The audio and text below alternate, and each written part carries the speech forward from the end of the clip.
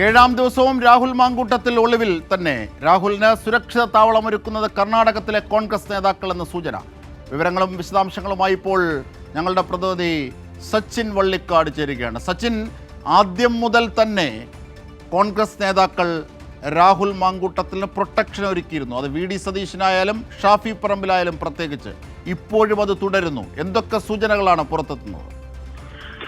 തീർച്ചയായും ജിംഷാദ്, അത് തന്നെയാണ്. കാരണം പാലക്കാട് നിന്നും രാഹുൽ മാങ്കൂട്ടത്തിൽ രക്ഷപ്പെട്ടത് യുവതിയുടെ ചുവന്ന കാറിലാണ്. ഈ കാറിൽ അടക്കം KPCCയുടെ മുതിർന്ന പാലക്കാട്ടെ നേതാവ് C ചന്ദ്രന്റെ വീട്ടിലുണ്ടായിരുന്നു എന്ന് തന്നെയാണ് അന്വേഷണ സംഘത്തിന് ലഭിച്ചിരിക്കുന്ന വിവരം. ചില ദിവസങ്ങളിലൊക്കെ C ചന്ദ്രന്റെ വീട്ടിലടക്കം ഈ കാർ ഉണ്ടായിരുന്നു എന്നും കണ്ടെത്തിയിരുന്നു. ഇതിന്റെ അടിസ്ഥാനത്തിൽ C ചന്ദ്രനെ അടക്കമുള്ള കോൺഗ്രസ് നേതാക്കളെ നിരീക്ഷിച്ചു വരികയാണ് SIT സംഘം. പ്രധാനമായും C ചന്ദ്രൻ അടക്കമുള്ള പാലക്കാട്ടെ കോൺഗ്രസ് നേതാക്കളാണോ രാഹുലിനെ പാലക്കാട് നിന്നും രക്ഷപ്പെടാനുള്ള സൗകര്യം ഒരുക്കി കൊടുത്തത് എന്ന കാര്യങ്ങളൊക്കെ അന്വേഷിക്കുന്നുണ്ട്. കൃത്യമായ രീതിയിലുള്ള ഒരു അന്വേഷണമാണ് നടന്നുകൊണ്ടിരിക്കുന്നത്. അതിനിടയിലാണ് ഏറ്റവും നിർണായകമായ വിവരങ്ങൾ SIT സംഘത്തിന് ലഭിച്ചത്. കഴിഞ്ഞ ദിവസം തമിഴ്നാട് കർണാടക അതിർത്തിയിലുള്ള റിസോർട്ടിലാണ് രാഹുൽ മാങ്കൂട്ടത്തിലുള്ളത് എന്ന് അന്വേഷണ സംഘം കണ്ടെത്തിയിരുന്നു. എന്നാൽ മണിക്കൂറുകൾക്കകം തന്നെ അവിടെ നിന്നും രാഹുൽ രക്ഷപ്പെടുകയാണ് ഉണ്ടായിട്ടുള്ളത്. ഇതടക്കം കോൺഗ്രസിന്റെ പ്രാദേശിക നേതാക്കളുടെ കൃത്യമായ ഇടപെടൽ ഇതിൽ ഉണ്ടായിട്ടുണ്ട് എന്നും പ്രത്യേക അന്വേഷണ സംഘം കണ്ടെത്തിയിട്ടുണ്ട്. കാരണം നമുക്കറിയാം,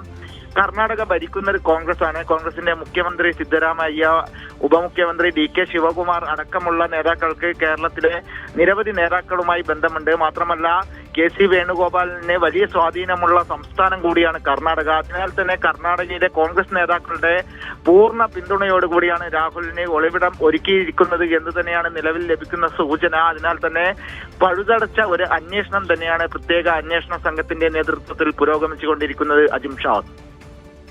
ശരി, സച്ചിൻ വള്ളിക്കാടാണ് ഏറ്റവും പുതിയ വിവരങ്ങൾ നൽകിയത്. ഏഴാം ദിനവും രാഹുൽ മാങ്കൂട്ടത്തിൽ ഒളിവിൽ തന്നെ തുടരുകയാണ്.